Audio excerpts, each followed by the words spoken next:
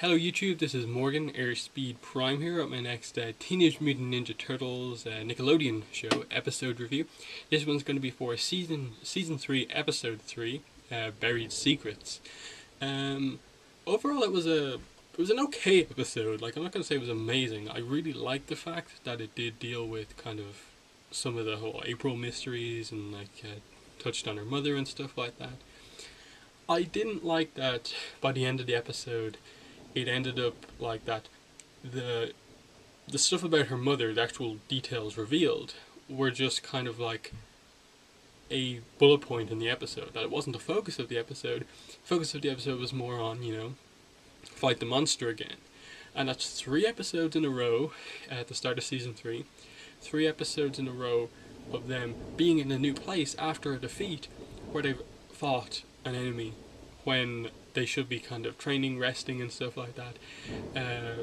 It's just, I find it odd that they decided to do that again. That it seems like the plan for most of season 3 before they go back to New York City is going to be fight a new monster in the woods every single episode. And then there's other stuff like the extent of Leonardo's injuries keep going up and down nearly every episode. Like at the start of this episode, I wouldn't say he's like flipping around the place, but he's like running around the place cleaning with the rest of them. And then the second he walks into the fight, he didn't know he was walking into a fight. He's got the cane again, and you just like, what's up with his injuries? Like, they're not really addressing it. And like, in my mind, that's like one of the biggest kind of things happening right now in the show. Like Leo's injuries. Like, why aren't they dealing with this? But as I said, for me the best part of the episode was finding more the details about April's past, and I really appreciated that they did have that line later on where it was revealed that even though April's mother being in the episode was actually just this kind of Krang experiment, this kind of decoy thing, that they did reveal that it did actually have April's mother's memories. So what was said, the past that we got for April's mother and April was actually true. And this adds a lot of mystery to the show, which I really appreciate, in that April's grandfather was caught by the Krang. He found one of their ships. They basically experimented on him and did something to the whole O'Neill family bloodline, which explains why April is so special, so important to the Krang and stuff like that.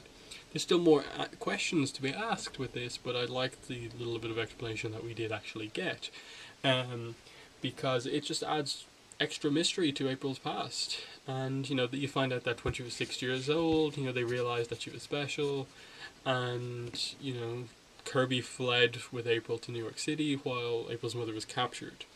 And the only thing that's not true about April's mother is that she wasn't held in some freezing chamber underneath the family house. So that's fine. April's mother, there's potential she's still alive. April's kind of given up hope a bit. Maybe that'll be a big reveal later on down the line. That's a nice setup. Though, again, it says a lot that, this is all set up for April, who is not one of the turtles, who are the title characters of the show. Still not a massive amount going on with them.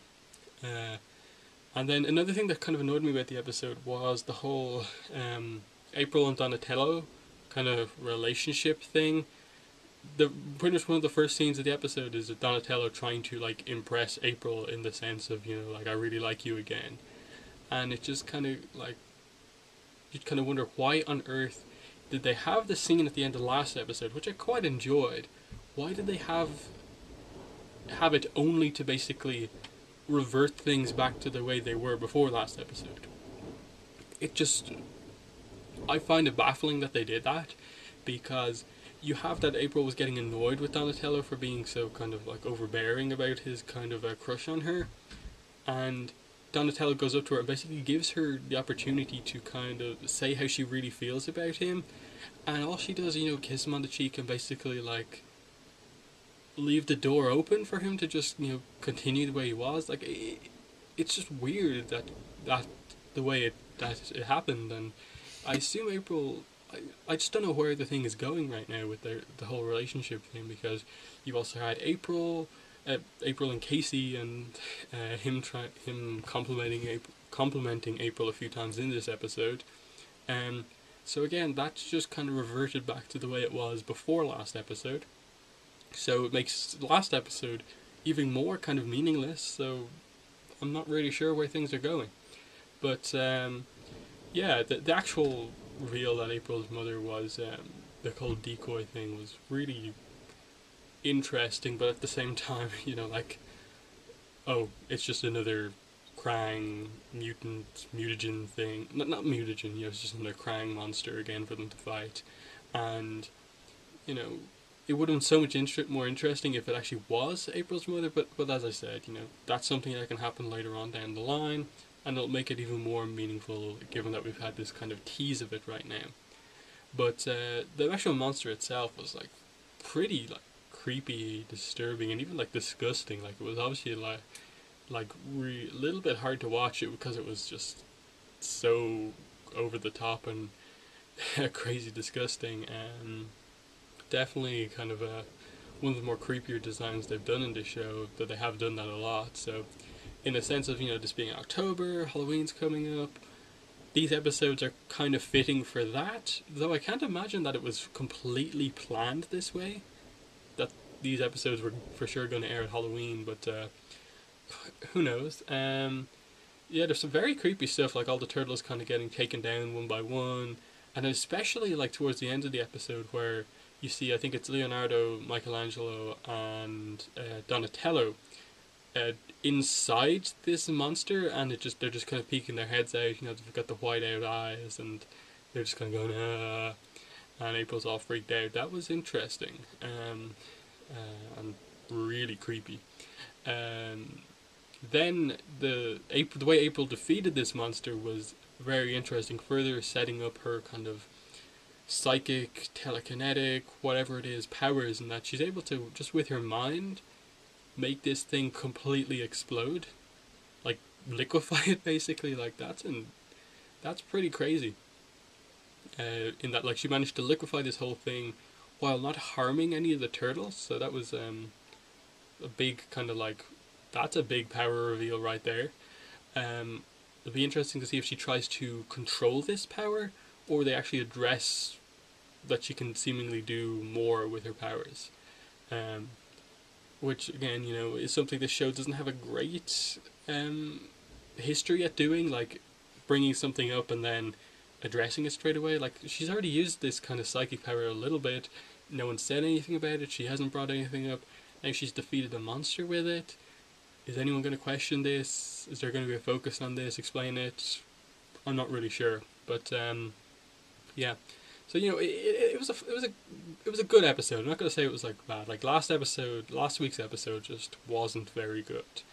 The first episode I was disappointed with, in that they immediately went to what in my opinion looked like a kind of middle of the season episode for the first episode, without actually kind of just like having it being the kind of like, oh, this is where things are. Let's just kind of explain where things are. Focus on the emotions. No, let's jump into a fight. This one, episode 3, it focused a little bit more on something that's important to the plot.